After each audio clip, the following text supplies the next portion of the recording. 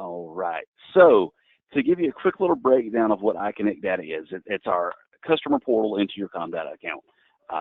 You know, I always like to say 90 to 95% of what you're going to do to your account is going to be within ICD. Now, you have self-servicing, you have the ability to, like we're going to do today, go into the virtual payments manager portion. You've got access to reports, to invoices and all of that. And we like to be as automated, and we like to give you as much personal touches as you can where you can do those tasks. But I also like to remind you, we're here to help you. We have a 24/7 call center based out of Nashville. You're going to have, initially, you're going to be within the implementation department. So you've got a project manager. You've got my team, the implementation help desk, that's going to be here to help you during business hours with a pretty quick turnaround. Now, after that phase, you'll be transitioned off either to a dedicated account manager or an account management team to help service your account going forward. But there is always going to be somebody that you can talk to. Great. So since you've already been through the virtual card training session, what we're going to do is walk through the Virtual Payments Manager module. I'm going to give you a little bit of information about it as we go through, and then kind of describe some of the differences between this module and the version of one-off virtual card creation that we've had for years and years, and kind of just give you some of those little differences there. So I'm going to go up to Manage in Virtual Payments Manager. So this is your landing page. It gives you a little bit of a synopsis about what VPM is, and that's what we call it internally. The ideal customer for VPM is one that either is not ready to move forward with that full-on integration. You've got some stuff that you're working on the back end, or a customer that just does not have the need to be that integrated and has the need to pay the same vendor multiple times. It doesn't want to have to enter that information in each time. So there's quite a few use cases for the product. I am a big fan of it. Having been around our products for a few years now, I think it's one that we've really done right. We have administrative controls within BPM that frankly don't exist anywhere else. We have the ability to cancel a card payment before it goes out, theoretically. You have the ability to build out your own mini vendor portal of vendors that you're going to pay. You have the ability to set up recurring payments. So there's quite a bit of functionality there that I frankly think is going to be where we need to move forward in the future with our virtual card platform for non-fully integrated customers, or again, those who just aren't there yet. Okay.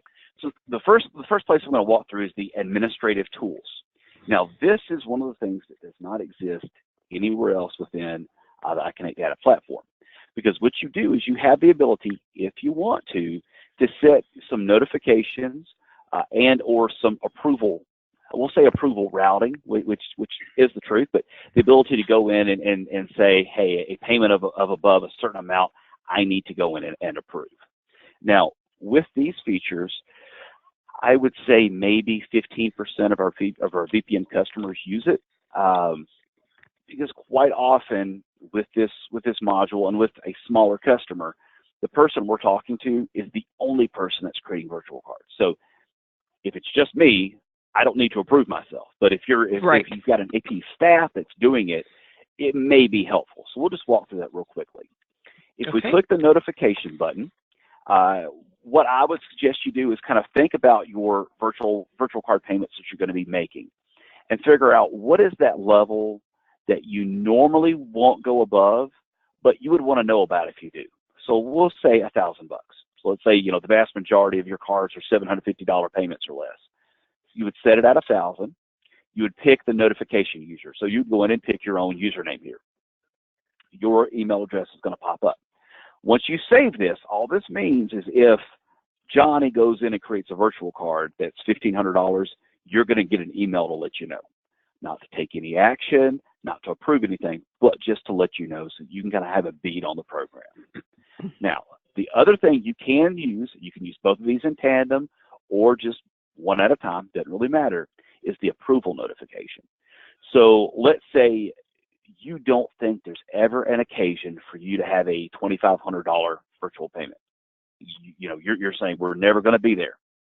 But if we are, I want to have to approve that. You enter that amount there, pick the approval user, and hit save. So if Johnny goes in and creates a $3,000 virtual card, what's going to happen is you're going to get an email that's going to tell you to come in here into the Virtual Payments Manager module and approve that payment. I'll show you where to do that. So this is, again, these are features, like I said, that don't exist anywhere else, and I think do have quite a bit of merit in if you're playing the situation of, I've got a lot of people coming in here to create virtual cards, because it gives you just a little bit more control. And that's a lot of what we do, is about giving the administrative user the ability to control your account, whether it's on the virtual card side or if you're rolling physical plastic cards. We want to be restrictive in that, you know, you have controls over your account, but not too restrictive that you can't do what you need to do. So if we were playing this game and we set up $2,500 and hit save, and then, like I said, Johnny goes in and creates a virtual card for $3,000, what's going to happen is, like I said, you're going to get an email. What you would do is come down here to future payments. You will pick your account code and your customer ID, which you will probably only have one in this pick list. And then you would have that card payment right here queued up, ready to go. So give you the date, the vendor name, vendor number, location code, amount, the username of the person that requested it, and then over here in action, you're going to have the ability to either confirm that card or approve that card or cancel. If you approve it, that afternoon, it's going to go out with the any other virtual cards that you have, and we'll talk about that here in a minute. If this is one that you don't want to do and hit cancel, it's going to prevent this card from creating and being sent out to your vendor. So this gives you a little bit of control. Now, just from that high-level look, do you think that's something that would be helpful to y'all? Yeah, it will be, at least on the virtual card side, because we have some parameters that we are trying to have our employees follow, and this would help us find out which employees aren't following those instructions and those parameters. So, gotcha, yes, it is definitely something I'm going to consider using. Cool. And just note that this is only going to be for Virtual Payments Manager created cards, not anything else. Right. Only things driven from here. Cool. All right, so the next section to go through is how you'll, quote unquote, add or enroll a vendor. Now, one of the biggest things with VPM is the ability to build out your own mini vendor list. So going in here and searching for and adding vendors that you're going to pay. There's a couple different ways to do that. We'll pick our account code and our custody again. Now, what I would recommend is, if you have a vendor that you know you're going to be paying, let's go in and look to see if another Comdata customer is paying that vendor. If they are, that's going to make the process easier. You can pick their record in here. You'll update it with the contact information and the vendor number that you have for them. We could have 10 different customers, 10 different Comdata customers paying the same vendor, but they pay different departments. We want to make sure that payment goes to the right place. That conversation with that vendor is typically a little bit easier. They already know who Comdata is. They're already accepting payments from Comdata, and if they accept MasterCard payment from anybody, they're supposed to accept it from everybody. So that's one game we can play there, and if we can do a search right now if you'd like to. The other way is just going in and building out a completely new vendor record. Before we do that, I'd like to preface something with you. It is always recommended to talk to that vendor first. Like I said, if somebody accepts a MasterCard, they're supposed to accept any kind of a MasterCard. In reality, sometimes they push back a little bit. Right. Now, it's normally not a big pushback, and a lot of times that conversation is, hey, Mr. Vendor, we're not going to be cutting checks anymore. We're moving to Comdata's virtual MasterCard program. Will you accept an emailed card? Normally, it's okay, right? There's not a fight there. From time to time, you may have to, sweet talk a little bit, or hopefully not. You may have to change your payment terms or payment, how quickly you're paying them. Normally, that's not the conversation that has to take place, because you know your vendor. You have that built-in relationship with them. So I just always like to say, talk to them first before you send them a payment, because what I hate to see is a vendor to get an email and then, bam, they're not going to know potentially what to do with it. So I just kind of like to say that. So if we wanted to go in and I'll show you how to build out a new vendor record, it's no big deal at all. I'm going to hit Add New. You'll enter the vendor name, their vendor number that you have for them, the email that you pay, their address, city, state, zip. and phone number. Once you have that in there, you hit save or save and proceed to pay. At that point, they're in your quote unquote, they're in your vendor queue, they're in your vendor portal, and you can start paying them immediately. Okay. So let's pretend like we've done that. The next thing to do is go ahead and issue a payment to them. So you can either hit save and proceed to pay if you're entering this in here, or if they're already there, hit make a payment. And guess what we're going to do next? Hit our account code and our customer ID and hit pay existing vendor. That's going to pop up your vendor list. Now, this is my test environment. These are the various vendors that we have entered while training customers. The default is it's going to show 10 vendors. As your list grows, you can just change this view so that you can see more. So we're going to pick the National Hockey League here because we want to make sure that the Predators get a favorable decision in their game tonight. So if we got to pay them off, we got to pay them off. We'll hit continue. From here, this is where we're going to pick the card type. So is this going to be a one-time payment, which is probably 99% of the cards that are created, or is this a recurring payment? The thing to note with recurring, the payment amount is going to be the same. So we can't say this month it's 25, next month it's 873. So this is the situation which maybe you're paying for some advertising and it's going to be $100 a month for the next 3 months. That'd be a recurring payment. And what's going to happen is each month on whatever day you pick, that vendor is going to get a new email with a new card number. So they're not going to use the same card number for 3 months, but it will be the same amount, and all that information will be on the remittance email. That's normally not what our customers where they play in. Normally it's one time. If you have a payment number, you enter it here for reporting purposes. Payment date, this is what's going to trigger when that card payment is going to go out. We'll hit continue, and then we just start building out our invoice. So we'll just enter some data in here, invoice date. We've got a due date field that you can use. You've got an invoice comments field that you can use, and all these fields are customizable. And then the important one down here is gross amount. So this is the amount of this invoice. Now, what you can do is, let's say you're paying the same vendor for 3 separate invoices. You can do that. You would hit save. It moves this invoice up here to the little kind of holding queue. Then you can build out your next invoice.